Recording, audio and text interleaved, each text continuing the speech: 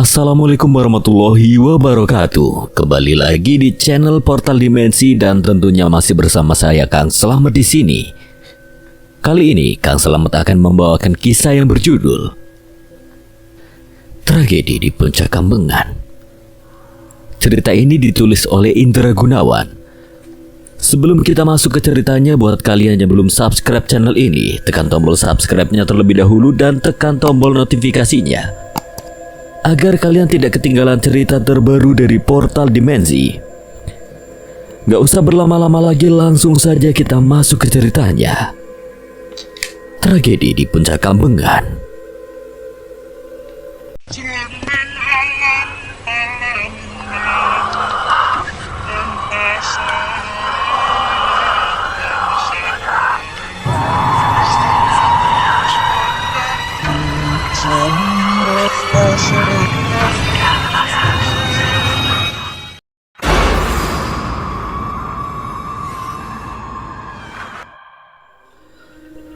Gali tersekat saat melihat orang yang hampir ditabraknya itu ternyata adalah seorang nenek tua bertubuh kurus dengan wajah keriput yang terlihat sedikit menyeramkan.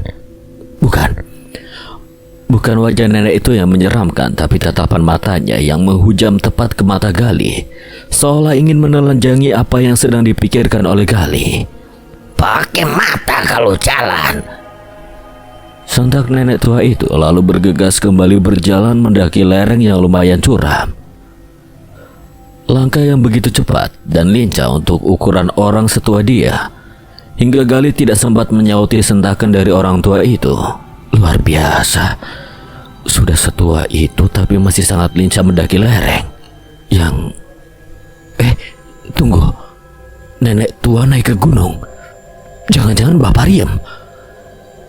Gali berbalik dan menatap si nenek yang ternyata sudah cukup jauh meninggalkannya. Tak salah lagi, batin Gali. Perempuan tua renta yang masih sanggup mendaki gunung dengan sangat lincahnya, siapa lagi kalau bukan Mbah Pariem? Dan itu berarti apakah dia akan berziarah ke makam tua misterius seperti yang diceritakan oleh Prapto beberapa malam yang lalu? Kalau iya, maka ini kesempatan emas bagi Gali untuk membuntuti nenek itu dan mengetahui apa yang akan dilakukan oleh nenek itu di puncak sana. Rasa penasaran membuat Gali lupa akan janjinya kepada Pak Ale. Tanpa pikir panjang, ia segera merubah arah langkahnya mengikuti si nenek yang telah jauh meninggalkannya. Luar biasa. Dengus sekali dengan nafas terengah, semakin ke atas lereng ini semakin terjal, dan nyaris tidak ada jalur khusus yang bisa ia ikuti. Karena gunung ini memang nyaris tidak pernah didaki orang. Hanya lereng bagian bawah yang sering didatangi warga yang memiliki lahan garapan di sana. Selebihnya hanya hutan belantara yang bahkan jalan setapak pun tidak ada. Hanya bayangan Mbah Pariem yang sesekali menghilang di balik kerimbunan semak yang bisa dijadikan patokan oleh Gali agar tidak sampai tersesat. Jadi meski nafasnya sudah hampir putus dan kedua lututnya hampir copot, pemuda itu terus mencoba melangkah dan melangkah, mengimbangi langkah Mbah Pariem yang masih terlihat begitu lincah, seolah telah terbiasa menjelajahi hutan belantara. Manusia macam apa Mbah Pariem itu? Sudah setua itu tapi masih sanggup mendaki sampai sejauh ini, bahkan tanpa terlihat lelah sama sekali. Gumam Gali sambil terus melangkah. Sesekali ia harus menjebak semak dan ranting dedaunan yang menghalangi langkahnya. Di lain waktu harus terpaksa merangkak dan melewati lereng yang nyaris tegak lurus. Meski begitu, kedua matanya tetap fokus memandang ke arah Mbah Pariem yang seperti mulai mengurangi kecepatan langkahnya. Apakah sudah sampai? Gali mengamati suasana di sekitarnya. Hanya lebatnya belantara yang bisa ia lihat, tanpa bisa memastikan apakah ia kini sudah berada di puncak atau belum. Sial. Buru-buru Gali menyelinap ke balik semak-semak saat tiba-tiba Mbah Pariem berhenti dan menoleh ke belakang. Hampir saja ketahuan. Desis Gali sambil terus mengamati Mbah Pariem dari balik semak-semak. Perempuan tua itu nampak celingak-celinguk memperhatikan suasana di sekitarnya. seolah sedang memastikan bahwa tidak ada orang yang mengikutinya. Apa yang... Gumaman Gali tertahan saat tiba-tiba Mbah Pariem menyelinap ke balik semak-semak yang ada di hadapannya. Gali pun segera mengendap-endap mendekat ke semak-semak tersebut. Sebisa mungkin ia berusaha agar langkahnya tidak sampai menimbulkan suara. Pelan-pelan Gali menyibak dedaunan yang menghalanginya dan matanya terperangah seketika saat mendapati Mbah Pariem tengah bersimpu di hadapan susunan batu padas yang membentuk dua buah persegi panjang yang saling berdampingan. Dua buah makam. Ternyata benar apa yang diceritakan Prapto tempo hari. Batin Gali sambil terus mengamati Mbah Pariem yang nampak sangat serius membaca entah mantra atau apa sambil menaburkan aneka bebungaan ke atas kedua makam tua yang ada di hadapannya. Mereka telah kembali. Samar-samar Gali bisa mendengar suara Mbah Pariem yang sedikit bergetar. Benar-benar kembali. Apa yang harus kulakukan sekarang? Desau angin tiba-tiba bertiup agak kencang, menggoyang-goyangkan pucuk-pucuk dedaunan, menimbulkan suara bergemerisik seolah menyauti ucapan Mbah Pariem. Itu tidak mudah, tapi aku akan mencobanya. Gali tertegun diam apa maksud ucapan Mbah Pariem barusan dan ditunjukkan kepada siapa kata-katanya tadi. Mungkin benar apa kata Prapto kemarin. Orang tua ini sudah sedikit waras atau... Siapa di situ? Gali tersentak saat dengan tiba-tiba Mbah Pariem berdiri dan berbalik menatap ke arah semak-semak tempatnya mengintai sambil berteriak lantang. Dosaku ketahuan. Berani memata-matai kuku cekik kau sampai mampus. Sial. Sadar bahwa ia benar-benar telah ketahuan, Gali segera berbalik dan berlari. Namun sepertinya ia mengambil arah yang salah. Lupa bahwa di belakangnya adalah tebing curam yang dipenuhi bebatuan cadas yang tajam, membuat Gali kehilangan keseimbangan. Tubuhnya limbung sesaat, lalu tanpa ampun lagi segera terjatuh terguling menuju ke arah bawah.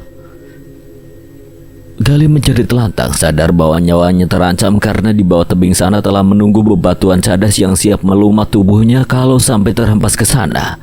Membuat Gali berpikir cepat. Aku belum mau mati. Gali meliukan tubuhnya yang masih terguling bebas ke arah bawah itu, mencoba membelokkan arah laju tubuhnya ke arah rimbunan semak-semak, berharap rimbunnya semak itu mampu meredam kecepatan laju tubuhnya. Berhasil. Begitu tubuhnya menerjang rumpun semak itu, laju tubuhnya yang meluncur ke bawah itu sedikit berkurang. Tapi itu belum cukup. Rimbunan semak-semak itu belum mampu menahan kekuatan gravitasi yang terus berusaha menariknya ke arah bawah. Maka tanpa pikir panjang lagi, Gali menggunakan kedua tangannya untuk meraih apa saja yang sekiranya bisa digunakan untuk berpegangan. Dapat. Sebatang pohon seukuran betis orang dewasa berhasil ia raih. Gali lalu mencengkeram batang pohon itu sekuat yang ia mampu, membuat tubuhnya yang meluncur bebas ke bawah itu tertahan tiba-tiba. Hampir saja. Kalau saja... apa ini? Kembali Gali tertegun saat tangannya yang mencengkeram batang pohon itu merasakan sesuatu yang janggal. Tak selayaknya batang pohon yang keras dan berpermukaan kasar, sesuatu yang ia kira batang pohon itu terasa sedikit empuk dan kenyal. Pelan-pelan Gali menengadahkan wajahnya untuk mengetahui benda apa sebenarnya yang ia gelayuti itu. Dan mata Gali seketika terbelalak saat mendapati bahwa yang dicengkeramnya itu adalah sebentuk benda bulat panjang berwarna kehitaman yang ditumbuhi bulu-bulu halus di permukaannya. Gali semakin menengadah mengikuti benda yang dipegangnya yang ternyata adalah sebuah betis manusia. Dan Gali tercekat saat wajah si pemilik betis itu menyeringai lebar ke arahnya. Seringai yang nampak begitu menyeramkan membuat Gali tanpa sadar melepaskan pegangan tangannya pada betis sosok itu, hingga tubuhnya kembali meluncur deras ke bawah. Jeritan Gali menggema ke seluruh penjuru belantara itu sebelum tubuh terhempas ke dasar jurang, Samar-samar sebelum ia benar-benar kehilangan kesadaran, Gali masih sempat menangkap bayangan sosok si pemilik betis tadi lari tunggang langgang.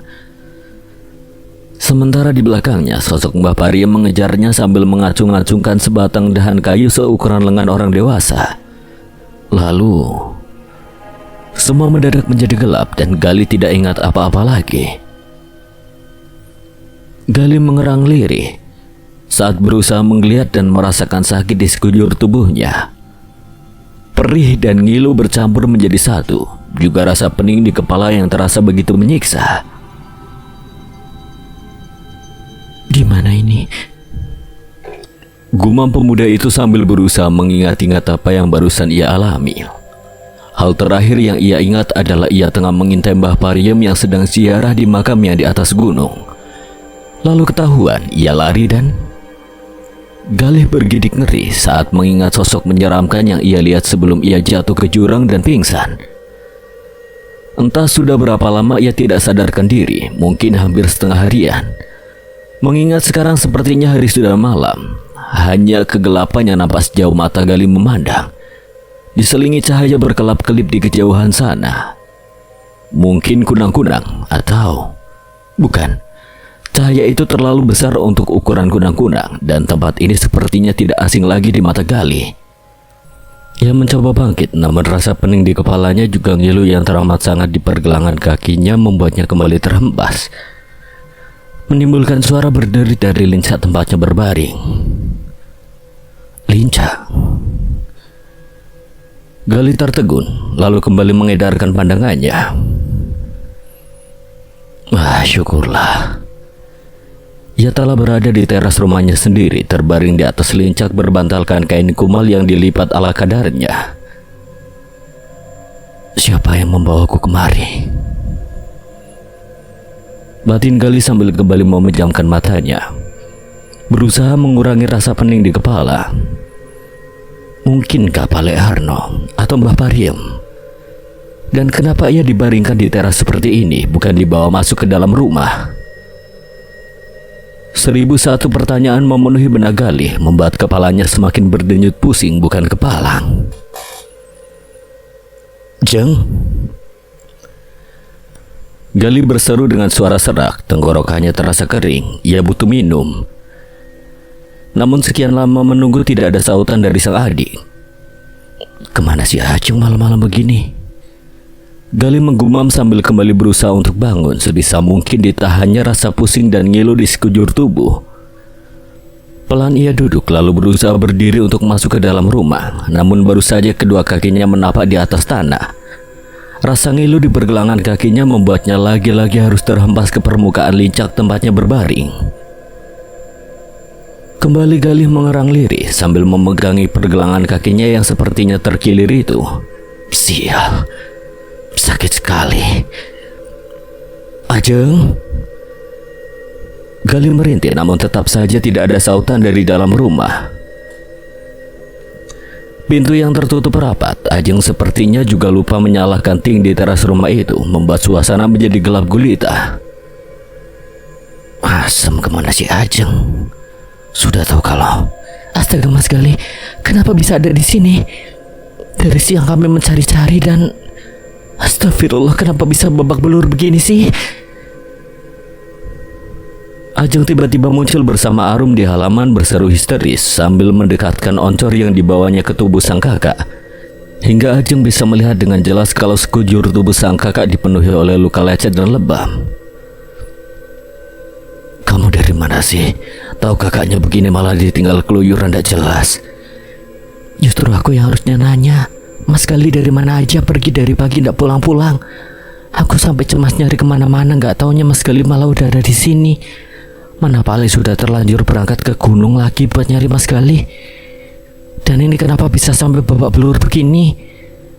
Ajeng yang juga merasa sedikit kesal karena disalahkan oleh sang kakak segera mengeluarkan jurus merepetnya, memberondong Gali dengan kata-kata yang nyaris tanpa jeda. Aku tergelincir dan jatuh ke jurang di gunung tadi. Nada suara Gali sedikit menurun, sedikit ngeri juga ia kalau sudah melihat Ajeng yang sudah mulai membeliak begitu lebar. Dan sepertinya kakiku terkilir. Ada-ada saja, makanya kalau jalan itu hati-hati. Lagian ngapain juga Mas Gali pakai naik ke gunung segala, mana? Sudah, nggak usah pada ribut, lebih baik segera kita bawa masuk aja Mas Gali dan kita obati luka-lukanya. Ajeng dan Arum pun akhirnya berusaha memapa Gali untuk membawanya masuk ke dalam rumah. Namun karena tubuh Gali yang terlalu besar, kedua gadis itu sepertinya sedikit kewalahan. Bukannya berhasil membawa Gali masuk, namun justru membuat Gali semakin kesakitan karena rasa ngilu di pergelangan kakinya semakin menjadi-jadi saat dipaksa dipapa oleh Ajeng dan Arum. Alhasil tubuh Gali kembali terhempas ke atas lincah. Sepertinya kita butuh bantuan, Mbak. Mau minta bantuan siapa? Sudah jelas warga tadi tidak ada satupun yang mau saat diajak Pak Leharno buat nyari Mas Gali ke gunung. Pasti kalau kita minta bantuan mereka juga tidak ada yang mau bantu. Keterlaluan memang. Dari sekian banyak warga hanya Mas Prapto yang mau membantu. Dan sekarang mereka sudah berangkat ke gunung. Bule juga ikut lagi, siapa coba yang? Aku tahu, kita minta tolong sama Mbah Pariem aja. Mbah Pariem siapa itu? Loh, kamu udah inget toh? Mbah Pariem itu masih mbah kita juga loh, neneknya Mbak Anjar. Oh, yang dulu dukun pijat itu ya? Bukan cuma dukun pijat, Mbak, tapi juga bisa menyembuhkan banyak penyakit. Ya sudah, kalau begitu tolong ya Rum, kamu panggilkan Mbah Pariem biar aku menemani Mas Gali di sini. Nganu Mbak, aku kenapa? Aku ndak berani ke sana sendiri, Mbak Ajeng. Mbak Ajeng temani aku yo. Mas Gali ndak apa-apa toh. Kalau kami tinggal sebentar, ndak lama kok. Gali yang sudah setengah mati menahan sakit itu hanya bisa mengangguk pelan, meski sebenarnya ia agak ragu dengan usul Arum untuk memanggil Mbah Pariem. Tapi sepertinya mereka tidak punya pilihan lain. Gali hanya bisa berharap tadi siang nenek itu tidak sempat melihat wajahnya saat sedang mengintip di atas gunung sana. Nenek tua itu sedang duduk di teras sambil mengunyah sirih saat Ajeng dan Arum datang. Sikapnya acuh seolah tidak memperdulikan kedatangan kedua tamunya, membuat Ajeng sedikit ragu untuk meneruskan langkahnya. Arum, kamu serius mau minta tolong sama nenek itu? Bisik Ajeng ragu sambil mengapit lengan Arum saat keduanya telah memasuki halaman rumah si nenek. Kenapa memangnya Mbak? Cuma dia satu-satunya di desa ini yang bisa mengobati orang. Nggak apa-apa sih, tapi kok kayaknya serem gitu orangnya. Tenang aja, Mbak Pariem memang agak galak orangnya, tapi dia baik kok.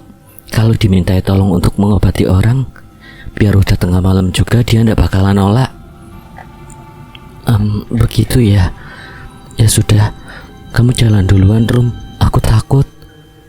Ajeng sedikit mendorong tubuh Arum agar berjalan lebih dahulu, sementara ia mengikuti dari belakang sambil sesekali melihat ke arah si nenek dengan pandangan takut-takut. Kula nuwun, Mbah. Arum mengucap salam saat tiba di dekat si nenek itu. Sopo? Kula Mbah Arum. Arum siapa? Arum anaknya Pak Harno. Oh, Si nenek meludahkan cairan kemerahan bekas kunyahan sirih ke dalam tempolong. ada apa? Anu Mbah mau minta tolong. Minta tolong apa? Gila, Ajeng yang sejak tadi diam semakin merasakan suasana yang tidak enak. Nenek tua itu memang seperti itukah cara berbicaranya, ketus dan seolah tidak menghargai lawan bicaranya sama sekali. Mau minta tolong si Mbak buat ngurut Mas Gali, kakinya tergilir dan... Mas Gali. Untuk pertama kalinya nenek tua itu menoleh ke arah Ajeng dan Arum, membuat Ajeng kembali surut ke belakang tanpa sadar. Tatapan mata nenek tua itu benar-benar mampu membuat darahnya tersirap. Tajam, penuh selidi. Siapa Mas Gali? Anaknya Pak Dimarsudi. Tiba-tiba Mbah Pariem terlonjak bangkit sambil menggebrak permukaan lincah yang didudukinya, menimbulkan suara berderak membuat Ajeng yang berdiri di belakang Arum terlonjak kaget dengan tubuh gemetar. Marsudi si pengkhianat itu. Apa otakmu sudah kau pindah ke Denggolah? Kau suruh aku untuk mengobati anak dari orang yang telah membunuh anak dan menantuku. Moh, Rasuti. Lalu disuruh mencekiknya sampai mampus aku mau. Tapi Mbah... pergi dan jangan pernah sebut nama orang-orang terkutuk itu di hadapanku. Tapi pergi kataku, atau ku hajar kalian sampai mampus.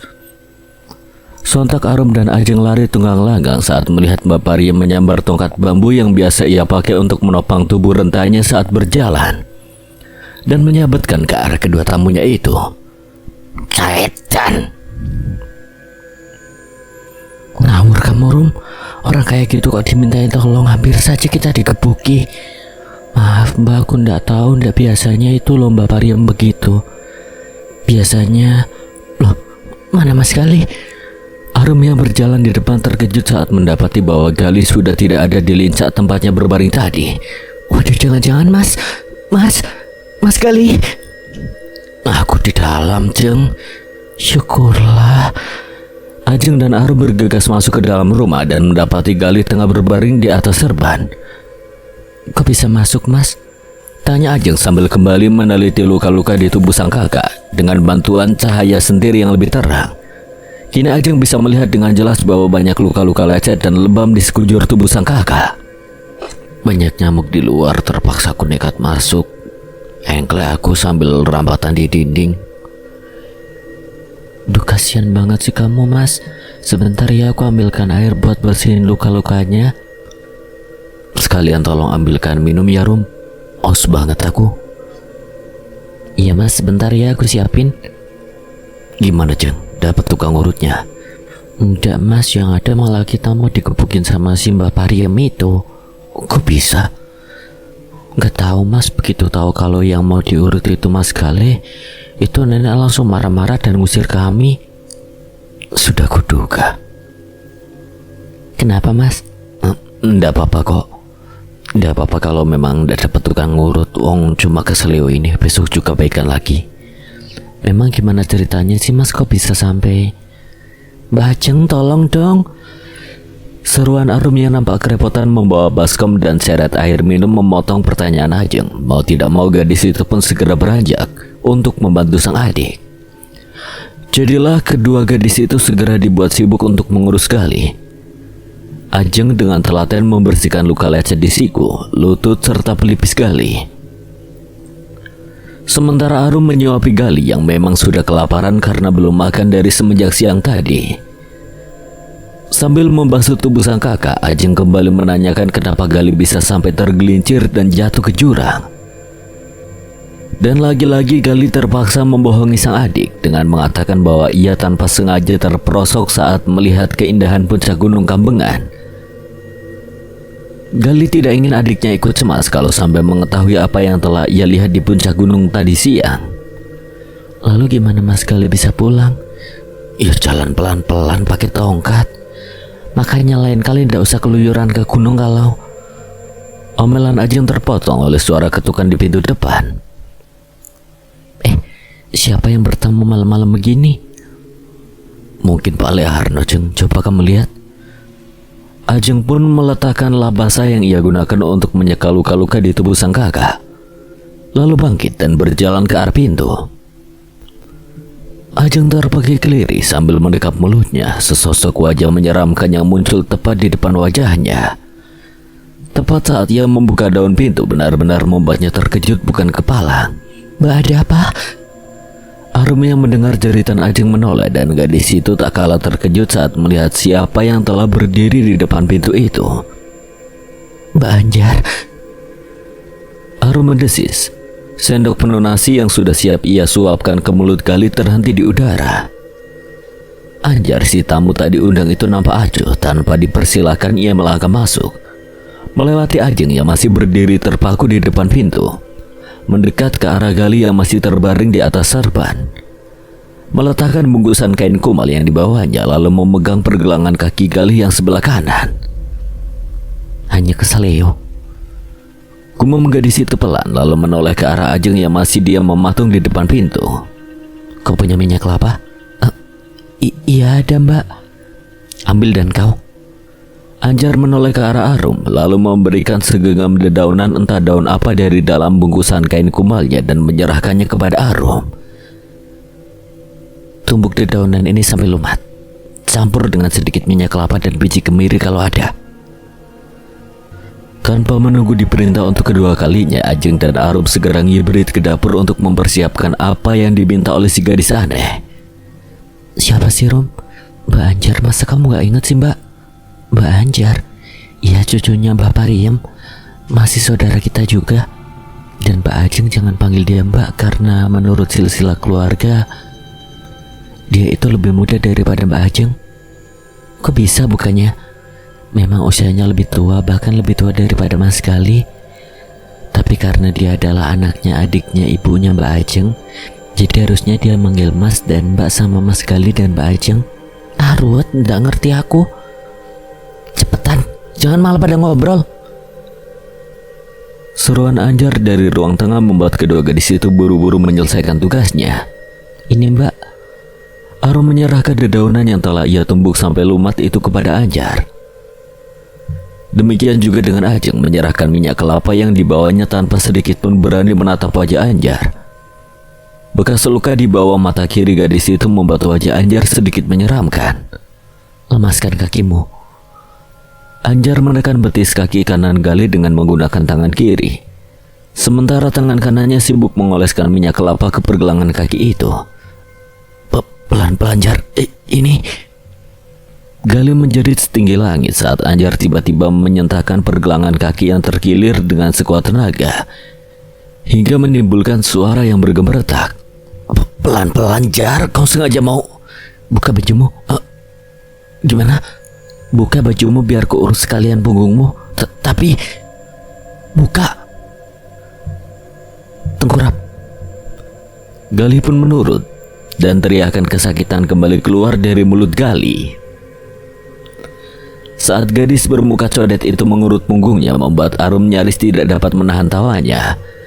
Sementara Ajeng menatap cemas ke arah sang kakak dengan wajah pucat. Selesai mengurut, Anjar lalu mengoleskan ramuan dedaunan yang tadi telah ditumbuk oleh Arum ke atas luka lecet dan lebam yang ada di sekujur tubuh Gali. Dan lagi, Gali harus merintih karena rasa perih yang ia rasakan di bekas luka-luka tersebut. Jangan terlalu banyak bergerak. Paling tidak sampai besok pagi. Anjar meraih bungkusan kain kumalnya lalu berdiri dan melangkah ke arah pintu. Anjar, tunggu. Kau mau kemana? Pulang. Tunggulah sejenak, sudah bertahun-tahun kita tidak bertemu. Tidakkah kau ingin berbincang sejenak dengan kakakmu ini? Kakak?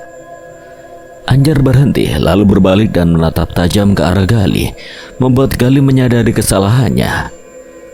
Anjar memang seharusnya memanggil Mas kepadanya karena tuntutan silsilah keluarga.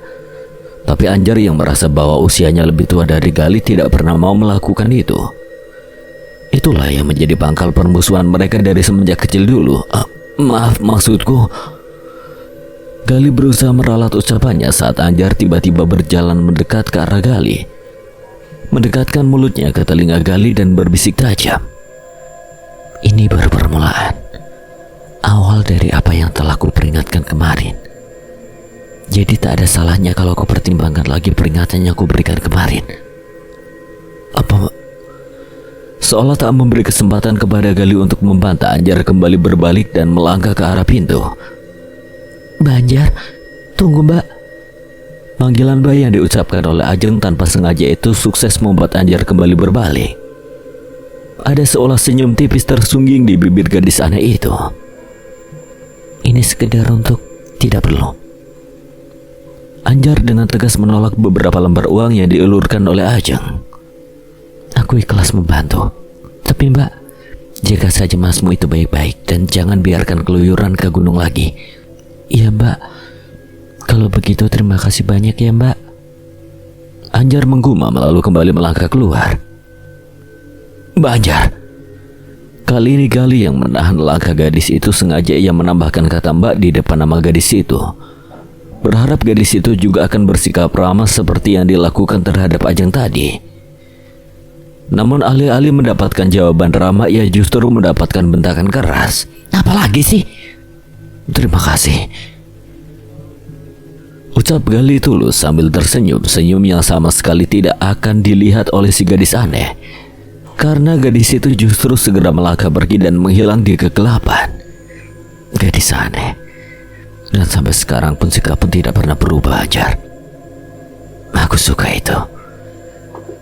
Ajaib. Mungkin itu kata yang paling tepat bagi Galih untuk mendeskripsikan apa yang telah dilakukan oleh Anjar semalam. Ya, setelah semalam pergelangan kakinya yang terkilir diurut oleh Anjar, maka pagi ini pergelangan kaki itu sudah tidak begitu terasa nyeri. Bahkan sudah bisa dipakai untuk berjalan meski masih agak tertatih. Demikian juga dengan luka lecet dan lebam di sekujur tubuhnya tidak begitu terasa perih dan nyeri lagi setelah semalam diolesi oleh ramuan ajaib dari dedaunan tumbuk yang dibuat oleh Anjar. Luar biasa. Ada sedikit kekaguman yang dirasakan oleh Galih terhadap adik sepupunya itu. Sepertinya Anjar telah mewarisi kemampuan Mbah Pariem sang nenek. Tengah asik melamunkan Anjar di teras rumah, Galih dikejutkan oleh kemunculan seorang bocah laki-laki yang terlihat takut-takut memasuki halaman rumahnya. Bocah itu nampak celingak-celinguk sebentar. Lalu saat melihat Galih yang tengah duduk di lincak teras, bocah itu tertegun, lalu mengucek matanya seolah sedang memastikan apa yang telah dilihatnya. Cari siapa, Le? Enggak, nganu cari Mas Galih. Kemarilah, aku Galih. Anak itu melangkah ragu menghampiri Galih sambil celingak-celinguk seolah takut akan sesuatu. Siapa namamu? Dan ada perlu apa mencariku? Saya, Kenapa kamu terlihat ketakutan begitu? Aku bukan orang jahat, jadi Mas, kata teman-teman saya rumah ini angker, banyak setannya karena dulu pernah dipakai bunuh diri sama. Astaga, bohong temanmu itu. Tidak ada hantu di rumah ini, percayalah. Lagian mana ada hantu keluar pagi-pagi begini? Iya, Mas. Jadi siapa namamu? Dan ada perlu apa mencariku? Saya Jono, Mas, anaknya Pak ini disuruh nganter sama Mbak Anjar. Anjar? Apa ini? Beras kencur, Mas. Katanya buat ngolesin kaki Mas Galih yang kemarin kesleo. Oh, terima kasih ya.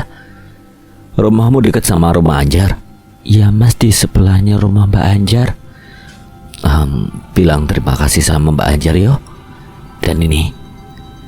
Galih merogoh sakunya dan memberikan beberapa keping uang koin kepada anak itu. Ini buat kamu, buat jajan. Nggak usah, Mas. Tadi saya sudah dikasih upah kok sama Mbak Anjar. Nggak apa-apa. Ini aku tambahin lagi dan bilang sama teman-temanmu yo. Nggak ada hantu di rumah ini. Jadi kalau mau main ke sini tidak perlu takut.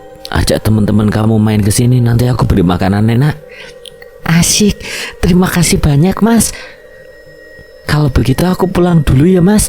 Nanti akan aku ajak teman-teman main ke sini.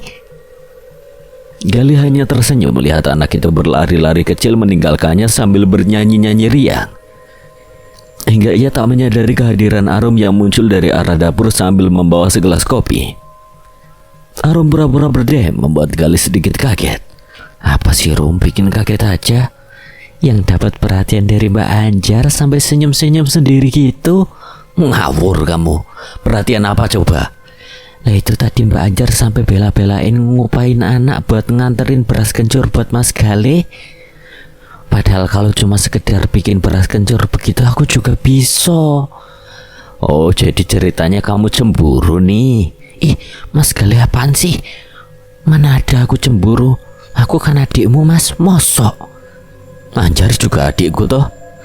Mas Galih ini nggak seru ah. Udah, aku mau ke belakang dulu bantuin Ajeng nyuci. Kalau mau sarapan panggil aja ya, Mas. Nanti ku ambilin. Yo, makasih banyak ya Rum. Kamu perhatian banget deh. Jadi makin red. Arum bergegas kembali ke dapur sambil berusaha menyembunyikan wajahnya yang memerah bak tomat masak. Galih hanya tersenyum melihat tingkah sang adik sepupu itu. Sepeninggal Arum, Pak Le Harno bersama Bule Parni datang sengaja untuk menjenguknya. Dan lagi-lagi Galih terpaksa kembali berbohong saat kedua paman dan bibinya itu bertanya kenapa ia sampai keluyuran ke puncak gunung dan jatuh ke jurang. Galih tak mau kalau sampai Pak Le dan bulenya cemas. Selain itu, kalau kejadian ini sampai terdengar ke telinga Bude Katmi, bisa runyam urusannya. Pak Lek Harno juga mengabarkan bahwa ladang jagung milik Gale yang berada di sebelah timur desa besok akan dipanen. Kebetulan, Gale lalu mengutarakan niatnya untuk mengambil alih ladang yang digarap oleh para warga itu dan menggarapnya sendiri. Kamu serius, Le? Tentu aja aku serius, Le. Aku ingin memberi contoh kepada warga di sini bagaimana cara bercocok tanam yang baik dan benar, dan memanfaatkan lahan sebaik mungkin agar bisa lebih menghasilkan lagi. Seperti yang pernah aku lihat di Tawangmangu dulu, Le. Petani-petani di sana lumayan makmur loh. Sementara di sini kulihat warga di sini masih asal-asalan cara bertaninya. Makanya hasil panennya juga tidak seberapa. Meskipun lahan mereka rata-rata sangat luas. Yo, niatmu itu baik, Le, cuma kenapa, Le? apa tidak terlalu cepat? Pak Le takut kalau kamu tiba-tiba ngambil alih lahan milikmu yang sedang mereka garap itu. Mereka akan tersinggung. Perlu kamu tahu, Le, sikap warga di sini itu rata-rata keras kepala dan susah untuk diajak kompromi. Apalagi kau baru saja tiba di desa ini, apa ndak sebaiknya? Soal itu sudah kupikirkan, Le. Mengingat bahwa ladang milikku itu lumayan luas, tidak mungkin aku bisa mengerjakan semuanya sendiri. Para warga itu kalau mau nanti bisa bekerja membantuku dengan upah sewajarnya tentunya. Dan soal kemana nanti akan menjual hasil panennya, Pak Le tidak perlu khawatir. Aku bisa minta tolong sama Bude Katmi. Bude punya banyak kenalan tengkulak di kota sana. Pak Le Harno terdiam sejenak mendengar rencana Gali itu. Sedikit banyak ia sudah mendengar dari Pak De Margono bahwa sikap tegas dan keras kepala almarhum Marsudi telah menurun kepada Gali sang anak. Maka untuk mencegah rencana Gali yang sebenarnya penuh resiko itu sepertinya hanya akan sia-sia saja. Maka tidak ada pilihan lagi bagi Pak Le Harno selain menyetujui apa yang telah direncanakan oleh sang keponakan itu. Sambil berharap semoga saja para warga yang selama ini menggarap lahan milik Gali juga bisa menerima keputusan dari Gali tersebut. Tak ada yang istimewa di hari itu selain kunjungan Pak Le Harno dan Bule Parni. Sepeninggal mereka, Gali hanya menghabiskan waktunya untuk beristirahat, sambil sesekali berjalan-jalan di sekitar rumahnya untuk melatih kakinya yang terkilir agar cepat pulih kembali. Rumah terasa sangat sepi karena semenjak siang tadi Ajeng pamit hendak berkeliling desa bersama Arum. Entah apa yang direncanakan oleh anak itu, tapi Gali senang. Ajeng sepertinya mulai betah tinggal di desa ini. Dan Gali tidak perlu khawatir lagi kalau sang adik akan merengek minta kembali ke kota. Barulah pada sore harinya suasana kembali semerak saat Ajeng dan Arum telah kembali ke rumah. Ditambah dengan kedatangan Prapto yang sengaja datang menjenguknya sambil membawa sebungkus nasi bulgur pesanan Ajeng. Aku hanya ingin tahu rasanya, Mas. Ternyata enak juga. Ada parutan kelapa sama dikasih garam juga ya, Mas. Ada asin-asinnya. Yo, memang begitu cara masak bulgur, Jeng. Kalau ndak dikasih parutan kelapa sama garam, yo hambar, ndak ada rasanya. Oh yo, gimana keadaan kamu? Prapto mencoba mengalihkan pembicaraan sambil menatap ke arah Gali. Ia sadar keakraban yang mulai terjalin antara ia dan Ajeng sedikit kurang disukai oleh Gali. Sudah mendingan setelah semalam diurut sama Anjar. Anjar? Serius kamu diurut sama Anjar? Iya, memangnya kenapa? Ya ndak apa-apa sih, cuma ndak biasa aja. Anjar itu sangat tertutup orangnya. Jarang keluar rumah kalau memang ndak penting-penting banget. Aneh saja kalau tiba-tiba dia mau dipanggil untuk mengurut orang, apalagi yang diurut itu kamu. Aku nggak manggil dia kok. Awalnya Ajeng dan Arum manggil Mbak Pariem untuk mengurutku. Tapi kata Ajeng, si Mbak itu malah ngamuk, Mas. bahkan aku sama Arum nyaris saja digebukin kalau nggak cepat-cepat kabur. Kok bisa? Nggak tahu. Lalu? Ajeng dan Arum pulang tanpa hasil sampai tiba-tiba Anjar muncul dan tanpa basa-basi langsung menyiksaku. Menyiksa? Kalau kau tahu caranya mengurutku itu seperti orang mengurut kuda. Kayaknya dia masih dendam padamu yo. Dan sekarang dia juga punya kesempatan untuk melampiaskan dendamnya. Entahlah, tapi ajaibnya setelah diurut sama dia kakiku langsung sembuh loh. Luar biasa memang. Sepertinya dia sudah mewarisi bakat neneknya. Memang si Anjar sudah jago soal ngurut. Cuma beda dengan si mbahnya, dia jarang mau dimintai tolong orang. Biasanya kalau ada orang butuh diurut atau semacamnya yang dipanggil ya Mbah Pariem itu. Tapi gimana ceritanya sih? Kamu bisa nyasar ke gunung dan sampai jatuh ke jurang gitu? Gali hanya tersenyum simpul. Ini pertanyaan yang ditunggu-tunggu dan kali ini ia tidak akan bohong lagi. Justru dengan Prapto ia sangat ingin menceritakan apa sebenarnya yang sudah ia lihat dan alami di puncak Gunung Kambengan tempo hari. Tapi jelas Gali tidak akan menceritakannya sekarang karena masih ada Ajeng di sampingnya. Dan waktu yang ditunggu-tunggu pun akhirnya tiba. Azan maghrib berkumandang bersamaan dengan Arum yang datang menjemput Ajeng untuk pergi ke musola bersama-sama. Aku agak lama ya mas, mungkin pada Isya baru pulang habis maghrib. Nanti aku mau ikut bantu-bantu Arum ngajarin anak-anak ngaji di musola. Bangga rasanya memiliki adik yang begitu pintar mengaji, namun bukan karena itu Gali tersenyum, melainkan karena ia jadi punya lebih banyak kesempatan untuk ngobrol dengan Prapto. Sementara Prapto sambil berdecak kagum menatap kepergian Ajeng dan Arum dengan mata nyaris tak berkedip. Luar biasa, kamu pantas berbangga hati kali memiliki adik yang tidak hanya cantik tapi juga soleha. Ayo kita ngobrol sambil bakar singkong kayak kemarin, ujar Gali sedikit ketus membuat Prapto sadar atas apa yang baru saja ia ucapkan. Jadi, bagaimana ceritanya sampai kemarin kamu itu bisa jatuh ke jurang? Jadi kemarin itu aku ikut Pak Leharno melihat kebun kelapa milikku di lereng gunung sana. Lalu setelah puas melihat-lihat, aku pulang sementara Pak Leharno masih tinggal di kebun. Mau sekalian metik kelapa katanya. Terus pas dalam perjalanan pulang aku ketemu sama siapa? Prapto penasaran sambil mulai sibuk melinting tembakau. Kali ini Gali tidak mengikuti apa yang dilakukan oleh Prapto karena ia memang tidak suka merokok. Coba tebak siapa yang kutemui waktu itu. Alih-alih menjawab, Gali justru mengajak Prapto bermain teka-teki. Anjar, ngawur. Lalu Mbak Pariem? Ya. Awalnya aku tidak mengenalinya, namun saat aku melihat ia mulai mendaki ke atas gunung, aku langsung teringat pada ceritamu kemarin, bahwa hanya Mbah Pariemlah satu-satunya orang tua yang masih mampu mendaki ke puncak Kambengan. Luar biasa. Aku sempat dibuat kagum dengan kekuatan kakinya. Orang setua itu masih sangat lincah mendaki lereng yang terjal dan masih perawan. Aku bahkan sempat beberapa kali hampir kehilangan jejak karena tidak mampu mengimbangi kelincahan kakinya. Jadi kau mengikutinya? Ya, aku membuntutinya. Dan untung kamu ndak ketahuan.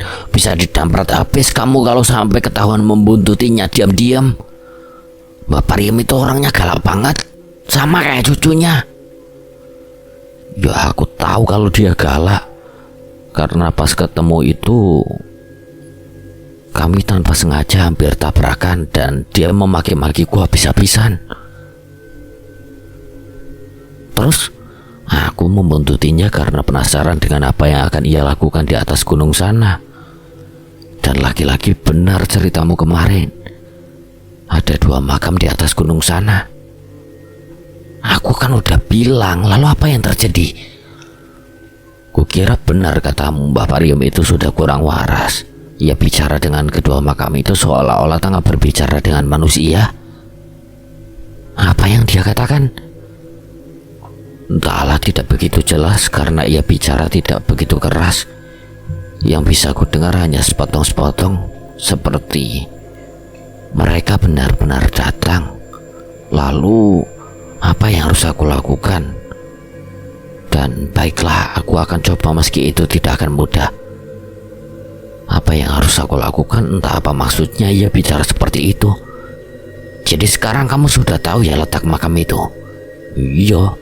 Tapi kalau disuruh ke sana lagi, aku tidak yakin masih ingat jalannya. Hutan di atas gunung sana ternyata sangat lebat dan sepertinya jarang didatangi orang. Ya memang. Prapta mengeluarkan sepotong ubi yang dibakarnya lalu memijit-mijitnya. Masih keras, ia memasukkannya kembali ubi singkong itu ke dalam bara api. Tapi kalau aku udah ingat karena sudah beberapa kali membuntuti Mbah Pariem ke sana. Kau bilang tadi kau mengintip Mbah Pariem yang sedang nyekar, yo? Iya. Apakah kedua makam itu angker, Prap? Ya mumpu. Kenapa kau bertanya begitu? Karena aku bertemu dengan sesuatu yang aneh di sana. Sesuatu apa itu? Jerangkong gondrong.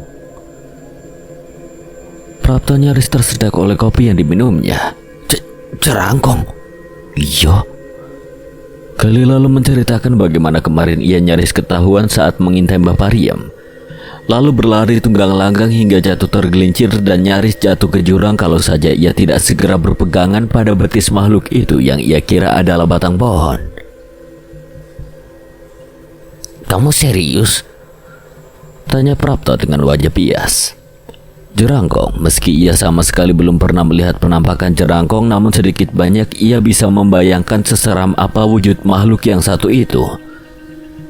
Karena saat kecil dulu emaknya sering menceritakan soal hantu jerangkong untuk menakut-nakuti Prapta yang memang lumayan bandel itu. Betapa aku bohong. Seperti apa wujudnya? Sangat menyeramkan.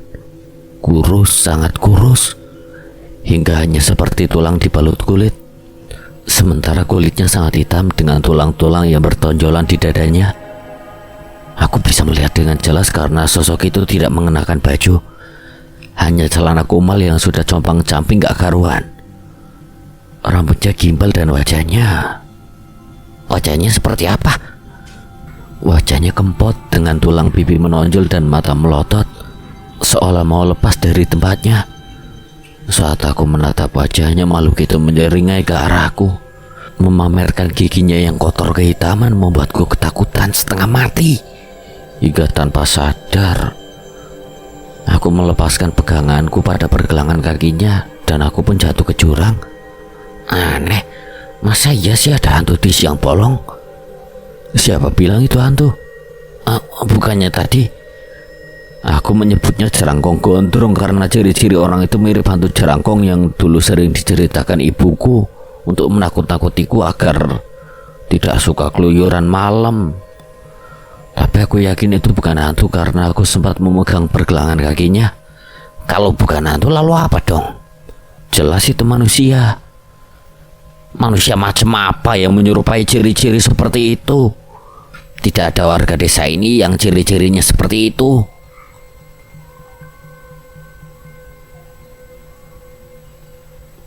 Mungkin warga dari desa di balik gunung sana atau apa? Orang gila. Ya itu yang paling tepat. Ciri-cirinya itu sangat pas untuk ukuran orang gila. Ku dengar dari Pak Alek belakangan ini karena susahnya hidup, banyak orang yang akhirnya menjadi gila dan keluyuran di sekitar pasar sana, sekedar untuk mengais-ngais sampah mencari sisa-sisa makanan. Memang belakangan memang makin banyak orang gila keluyuran di pasar, di jalan, bahkan kadang masuk ke desa untuk meminta makanan sama warga. Tapi kalau di gunung ngapain coba orang gila sampai naik gunung? Tidak ada makanan di sana. Mungkin tersesat atau Prap, daripada penasaran, kenapa kita tidak selidiki saja? Kita? Yo kamu kan lebih paham medan di puncak sana. Bagaimana kalau kapan-kapan kita ke sana? Siapa tahu, jangan cari penyakit kali. Bagaimana kalau ternyata orang itu berbahaya, perampok atau garong misalnya, yang memang sengaja bersembunyi di gunung? Perampok? Iya, selain orang gila itu belakangan juga semakin banyak perampok, garong, ataupun maling yang sering beraksi meneror warga. Karena kesulitan hidup, orang memang bisa melakukan apa saja hanya demi untuk bisa makan. Begitu ya. Ya begitulah. Ngomong-ngomong, bagaimana kamu bisa pulang? Dari puncak ke sini jauh loh, dan jalannya juga terjal, dengan sebelah kakimu yang terkilir lagi. Entahlah, sepertinya aku pingsan sesaat setelah jatuh. Dan saat tersadar aku sudah terbaring di lincah sana. Aneh. Aku juga heran, tapi setelah kupikir-pikir mungkin Mbah Pariem yang telah menolong dan mengantarku pulang. Atau apa? Atau justru si Jerangkong Gondrong itu yang menolongku, mengingat kemarin diminta untuk mengurutku saja Mbah Pariem gak mau dan malah marah-marah. Bisa jadi sih, mengingat bahwa kamu hanya dibaringkan saja di atas selincah dan ditinggal begitu saja. Tapi kalau benar dia atau Mbah Pariem yang mengantarkanmu pulang, kenapa kita tidak berpapasan di jalan yo? Padahal semalam aku dan Pak Alekmu mencari kamu sampai ke puncak sana. Jalan untuk naik dan turun ke puncak sana kan cuma satu. Entahlah. Hanya kata itu yang bisa diucapkan oleh Gali. Semua hal yang ia alami kemarin memang serba aneh. Dan hanya kata entahlah yang bisa menjelaskan kenapa hal aneh itu bisa terjadi. Obrolan keduanya sedikit terjeda saat Ajeng dan Arum telah kembali dari musola. Kedua gadis itu lalu ikut nimbrung dalam pesta singkong bakar itu. Jadilah obrolan tentang apa yang dialami Gali di puncak Kambengan kemarin harus ditunda. Prapto sadar Gali tidak akan pernah mengatakan hal-hal yang sensitif di hadapan sang adik. Maka untuk memecah suasana, Gali mengalihkan pembicaraannya dengan membahas soal kebun jagungnya yang esok hari hendak dipanen. Juga rencananya untuk mengambil alih ladang itu dari warga yang menggarapnya, karena ia ingin menggarapnya sendiri dengan cara yang lebih baik, agar bisa menghasilkan panen yang lebih baik lagi. Kok serius? Yo serius lah. Kenapa memangnya? Nggak apa-apa sih. Cuma kalau menurutku sih apa yang akan kau lakukan itu sama saja kau mau cari penyakit. Cari penyakit? Kau tahu kan kedatanganmu kembali ke desa ini aja udah tidak disukai oleh sebagian warga desa ini. Apalagi kalau sampai mau mengambil tanahmu yang digarap oleh warga itu. Kau bisa bayangkan seperti apa tanggapan mereka nanti? Ya aku tahu sih. Pak Leharno juga kemarin bilang begitu. Tapi mau gimana lagi, yang kulihat mereka menggarap tanahku dengan cara yang asal-asalan, sehingga hasilnya kurang begitu memuaskan. Aku hanya akan memberi contoh pada mereka, Prap, agar nanti kalau usahaku itu berhasil, mereka mau mengikuti apa yang akan aku lakukan. Kalau boleh tahu seperti apa kamu mau menggarap ladangmu? Aku mau mencontoh para petani di Tawangmangu sana, menanami ladang itu dengan tanamannya lebih mudah dirawat dan juga lebih cepat panen.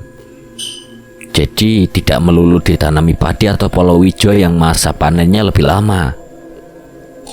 Selain itu juga, aku akan mengajarkan warga bagaimana caranya membuat pupuk. Aku tahu soal itu. Maksudku, bagaimana cara menggarap ladang seluas itu sendirian.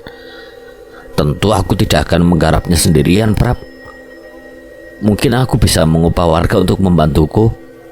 Setelah engkau mengambil tanah yang mereka garap, kau pikir mereka akan mau? Soal itu, kalau aku boleh menyarankan, Galih, biarkan saja mereka menggarap ladangmu.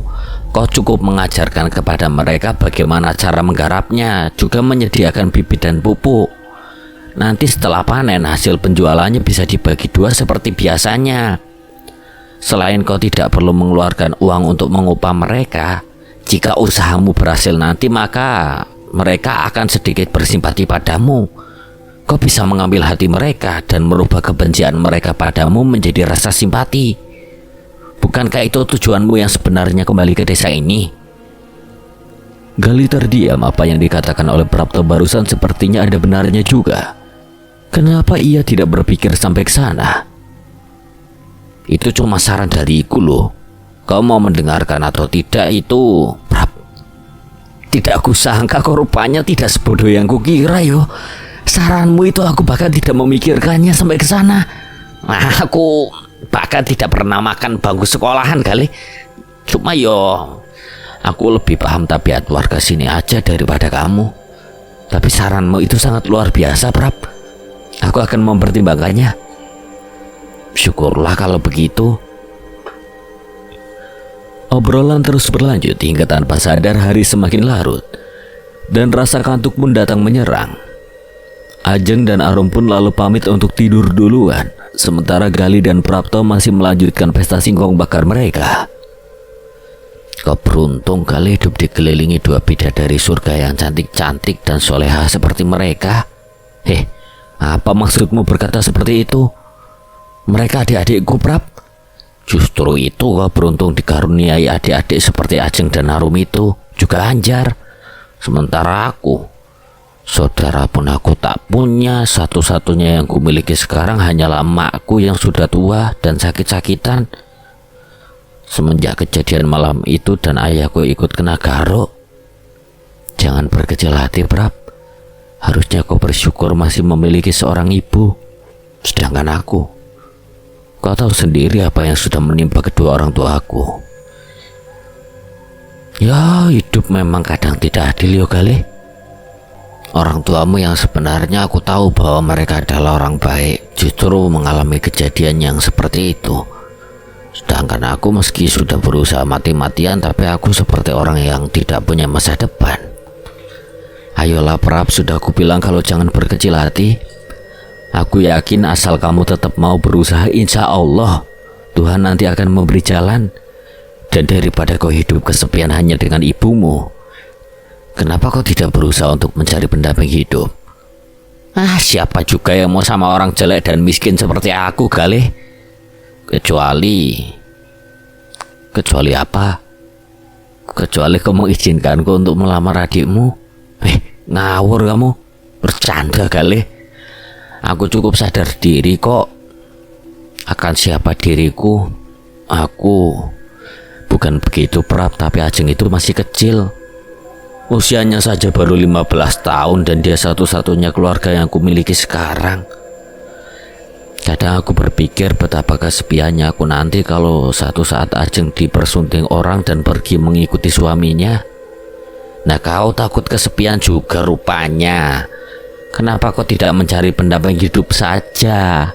Hidupmu lebih mapan dari aku dan wajahmu juga lumayan tampan. Aku yakin di kota sana pun sudah banyak gadis-gadis yang tergila-gila padamu.